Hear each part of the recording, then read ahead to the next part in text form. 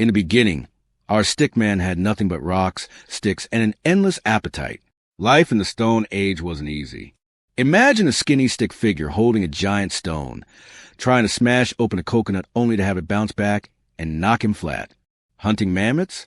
More like running from them, tripping over his own legs, and hiding behind a bush shaped like, well, another stick. But somehow, against all odds, our little stickman survived. Then came the discovery of fire, and oh boy, Stickman thought he was a genius. He rubbed stones together, set his own foot on fire, and screamed like a cartoon character. But once he figured it out, the world changed. Suddenly, nights weren't so dark. Food tasted better, and his tribe gathered around, pointing at him like he was some wizard. Stickman puffed his chest proudly, not realizing he'd just burned down half the forest behind him. Civilization slowly crept in, and Stickman traded caves for villages. With farming tools in hand, he struggled to plant seeds, dropping more into his mouth than the soil. He wrestled with goats, got kicked by cows, and accidentally invented yogurt when milk spilled into the dirt. Yet, little by little, life got organized. Stickman looked around at fences, huts, and neighbors, realizing for the first time he wasn't just surviving. He was building.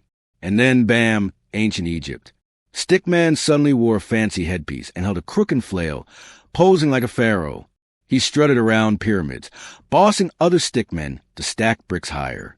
Of course, every time he tried, the pyramid tilted like a giant ice cream cone about to collapse. But Egypt was magic. He marveled at the Nile, at hieroglyphs that looked suspiciously like doodles, and at cats that treated him like their servant. Time skipped forward, and our stickman was now in ancient Greece. Toga wrapped badly, sandals falling apart, he stumbled into philosophy debates. Imagine Socrates asking deep questions while Stickman nodded, pretending he understood, but really thinking about bread. Then suddenly, he found himself wrestling in the Olympics against stickmen twice his size. He lost in 2 seconds flat, but still cheered like he won gold. Rome was next, and things got wild. Stickman stood in the Colosseum, dressed as a gladiator, sword shaking in his hands. The crowd roared as a lion charged. Terrified, Stickman threw his helmet. Miraculously, it bonked the lion on the head, knocking it out cold. The crowd went silent, then erupted in cheers. Somehow, our cowardly stickman became a legend, carried around like a champion. He, of course, fainted immediately. The Middle Ages arrived, and Stickman awkwardly wore a suit of armor so heavy he could barely move. He waddled across the battlefield like a tinkin with legs. Knights charged past him, arrows flew overhead, and he was still trying to lift his sword.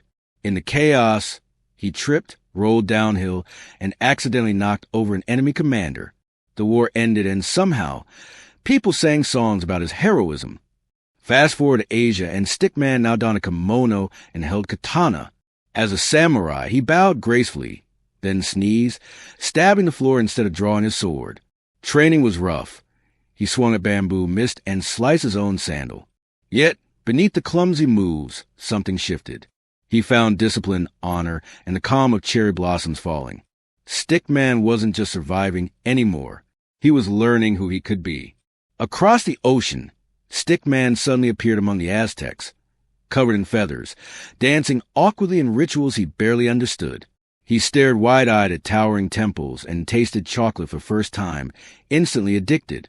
But when Spanish ships appeared on the horizon, he panicked, running in circles, feathers falling everywhere.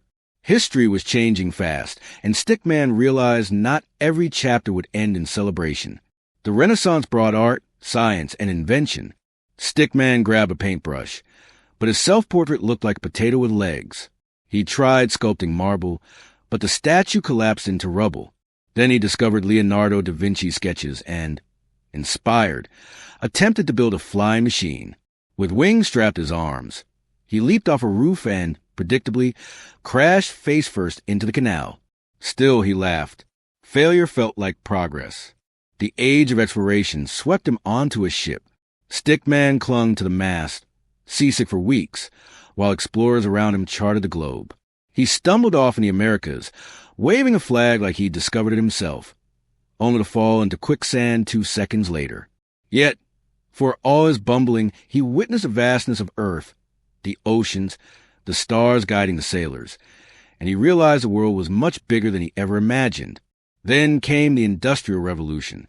Stickman wore a flat cap, wiping cold dust from his face as massive machines roared around him. He worked a steam engine, pulling levers that shot smoke everywhere, turning his entire body black. Factories buzzed, cities grew, and for the first time, time itself felt faster. Stickman didn't just live day to day anymore. He was part of something that could change everything. The 20th century burst in with noise. Stickman found himself driving a Model T, honking the horn like crazy. He stumbled through jazz clubs, marveled at airplanes, and cheered when the first rocket soared. But war cast its shadow too. Stickman in a helmet trembled in trenches, watching the sky explode. Then, decades later, he celebrated as humans reached the moon, gazing at Earth hanging in the void, more fragile than he ever knew. The digital age crept in, and Stickman suddenly sat in front of a chunky computer. He clicked the wrong button and crashed the system, sending smoke everywhere. He got tangled in phone cords, tried early video games, and screamed when dial-up internet screeched. Still, something sparked in his mind. The world wasn't just physical anymore. It was information code and invisible connections. Stickman was clumsy, but he was curious. And then the smartphone. Stickman held a glowing rectangle, like it was holy. He tapped, swiped, and took selfies, shocked at filters that made him look like a potato with sunglasses. He stumbled through social media, accidentally posting his lunch to millions. But as silly as it was, he felt more connected than ever. Stickman wasn't just in his village anymore. He was everywhere, all at once. Artificial intelligence arrived, and suddenly Stickman wore glasses, typing furiously as screens lit up around him. Robots beeped, algorithms spun, and he panicked when his toaster started talking back.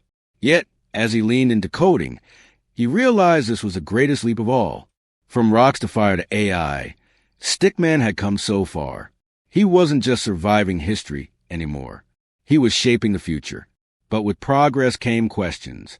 Stickman stared at robots doing his job, at AI drawing pictures faster than he could scribble. Was he still important? Did the world still need him? He walked through glowing cities of neon lights, wondering if technology had gone too far. And yet deep inside, he knew something machines couldn't replicate. His ridiculous courage, his clumsy hope, his humanity, even as a stick figure. Looking back, every stumble, every accident, every hilarious failure was a stepping stone. Stickman wasn't a hero because he was strong or smart. He was a hero because he never stopped trying. From caves to coliseums, from temples to factories, from war to Wi-Fi, he kept moving forward, learning, laughing, and occasionally falling on his face. And so here we are. Stickman, once a cave dweller running from mammoths, now stands in the age of AI. The journey isn't over. It never is. Tomorrow, who knows? Space colonies? Virtual worlds? Time machines? Whatever it may be, Stickman will be there, tripping, fumbling, but always moving forward. Because evolution isn't about perfection. It's about progress, one silly step at a time.